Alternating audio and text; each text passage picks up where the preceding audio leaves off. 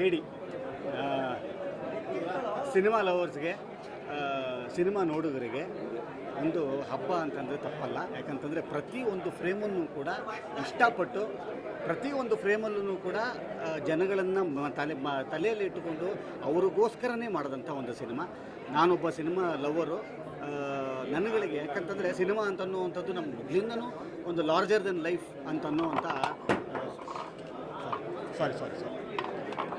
Larger than life ಅಂತನ್ನುವಂಥ ಒಂದಿದು.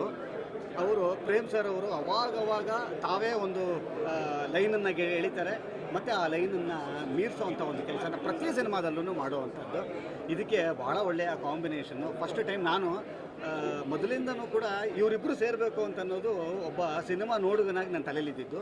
ಧ್ರುವ ಅವರು ಮತ್ತು ಪ್ರೇಮ್ ಸರ್ ಒಂದು ಸಿನಿಮಾ ಮಾಡಬೇಕು ಅಂತ ಅನ್ನೋವಂಥದ್ದು ಇವತ್ತು ಆ ದಿವಸ ಬಂದಿದೆ ಅಂತ ಅನ್ನೋದಾದರೆ ನನಗೆ ನಿಜಕ್ಕೂ ಕೂಡ ಅವರಿಬ್ಬರನ್ನ ಒಂದು ಕಾಂಬಿನೇಷನ್ ಸ್ಕ್ರೀನ್ ಮೇಲೆ ನೋಡಿದಂಥದ್ದು ಒಬ್ಬ ಸಿನಿಮಾ ಗೋವರಾಗಿ, ಒಬ್ಬ ಸಿನಿಮಾ ಲವರಾಗಿ ನನಗೆ ಅಷ್ಟು ಖುಷಿ ಕೊಟ್ಟಿರೋವಂಥದ್ದು.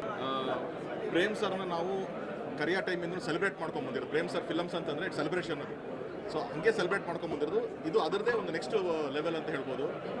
ಇದು ಬರ್ಕೊಳ್ಳೋಕ್ಕೆ ಸಿನಿಮಾ ಅಲ್ಲ, ಇದನ್ನು ತೆಗೆಯುವಂಥ ಸಿನಿಮಾ. ಇದು ನಾವು ಪೇಪರ್ನಲ್ಲಿ ಇದನ್ನು ಬರ್ಕೊಂಡು ತೆಗೆಯೋದಿದೆ ಗೊತ್ತಾ, ಇಟ್ ಇಸ್ ಹೈಲಿ ಇಂಪಾಸಿಬಲ್.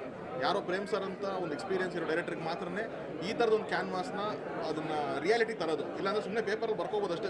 ಇಂಥ ಸೀನು ಅಂತ ನನಗೆ ಸಂಜಯ್ ದತ್ ಅವ್ರು ಬೇಕು, ರವಿಶಂಕರ್ ಅವ್ರು ಬೇಕು, ಸುದೀಪ್ ಸರ್ ಬೇಕು ಅಂತ ಸುಮ್ಮನೆ ಬರ್ಕೋಬೋದು.